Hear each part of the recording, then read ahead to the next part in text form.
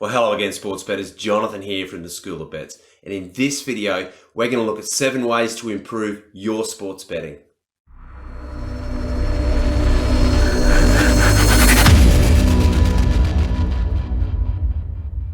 The first way to improve your sports betting is to bet less often.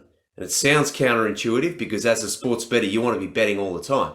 However, if you are an action junkie, you're going to fall into trouble all of the time. You're going to bet on markets where you have no edge and there's no value. If you bet less often, what I mean by that is focus on 1 or 2 sports.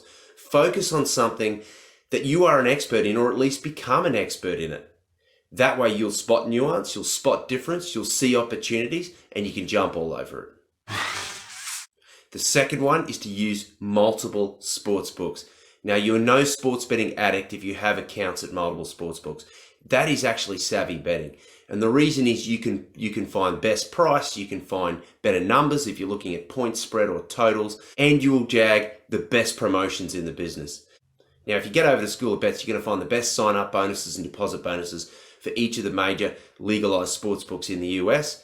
Get on over there and get yourself the best bonuses in the business. It's the best way to start off profitably. Use multiple sports books when you're betting. It's a great way to improve your chances of winning from the outset. The third way is to chase longer odds with your bonus bets.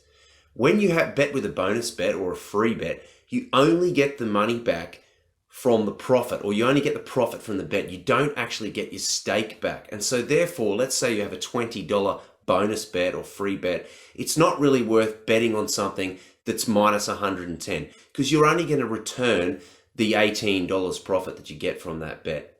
Whereas if you were to chase longer odds, for instance, in a well-managed, well-chosen parlay, you might end up with odds of, say, plus 600, plus 550, something like that. And then you're going to return closer to the $100 or more in your return.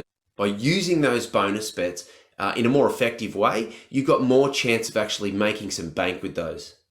Now, School of Bets has a great video, link is right here, on how to make bank with your bonus bets, plus an awesome article. I suggest you get over and read that and really delve into the best way to make those bonus bets work for you. The fourth way is to manage your bankroll. What you want to do here is be playing the long game. You're not in this to go bust within that first few weeks.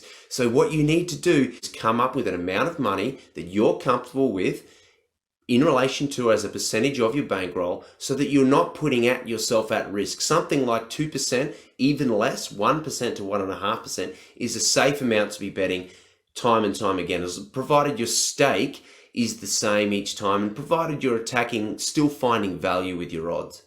If you want to know more about how to bet with your bankroll and manage your bankroll better, we've got a fantastic article on School of Bets that deals with just that. The link is in the video notes. Get down there and read that and manage your bankroll better. The fifth and I think most important tip, or one of the most important at least, is learn to bet live. We know that the live betting market is continuing to grow. We know in Europe it's 60% of the overall take or thereabouts at the time of recording. And so therefore there's got to be some value in you learning to bet live. Now, think of American sports like the NFL, like the NBA. There's plenty of stoppages. There's definitely lots of momentum shifts that occur during the game. If you learn how to spot those momentum shifts, if you learn the nuance of the game and you can understand when you see a small little incident that seems insignificant on the court or on the field occur, and you know that's going to affect the outcome of the game or certainly the scoring patterns or the flow of the game, you can jump on and attack those odds before there's any fluctuation in them at the book. Now, here in the US, you can be betting on your mobile phone live on a game so you can get on really quickly. We have some awesome information on how to bet live. There's a link in the show notes in the video notes to an awesome article on how to bet live. Learn how to do it. It's going to improve your sports betting overall. Okay, the number 6 tip on how to improve your sports betting is to ignore the experts. Ignore them. Shut out the noise.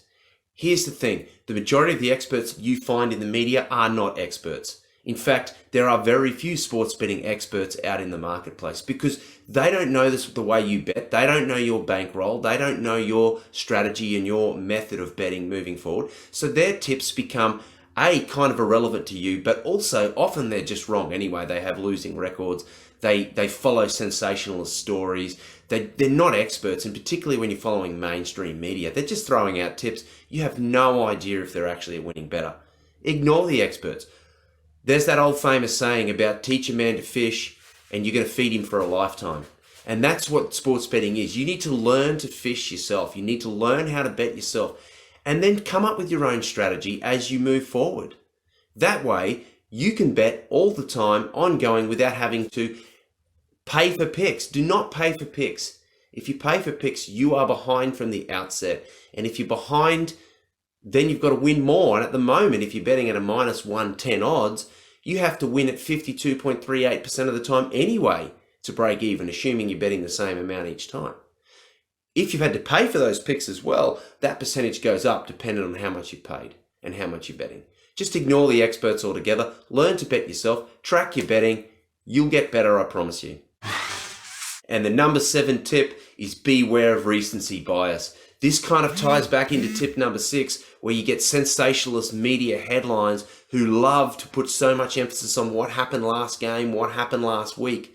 That's a recency bias. If a team gets blown out one week, things might have gone wrong. The recency bias says that that is a true read of their form each and every week, and it's not. Week to week, teams' forms fluctuate. If one team's hot and they run into a team who just has an off day, you can get a blowout score. It can happen the other way the next week. You see these huge swings and roundabouts, particularly in sports that are salary cap driven, free agency driven, physical sports like the NFL, where there's injuries and momentum shifts, and sports where there's turnovers, where turnovers make a difference.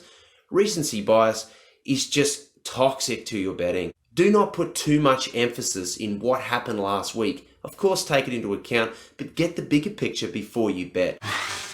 So there it is, guys. There's 7 tips that are going to help you improve your sports betting. We have a more in-depth look at that in an article. Again, it's in the show notes or the video notes on the 32 ways that you can improve your sports betting. So you look at those, there's more detail and there's more sort of smaller fine-tuning that you can do. Get to that article. Get over to School of Bets. There's plenty more you can read over there on all forms of betting wisdom. I hope you liked the video. Hit subscribe, hit like, make a comment. I'm Jonathan. I'm going to see you next time on the School of Bets.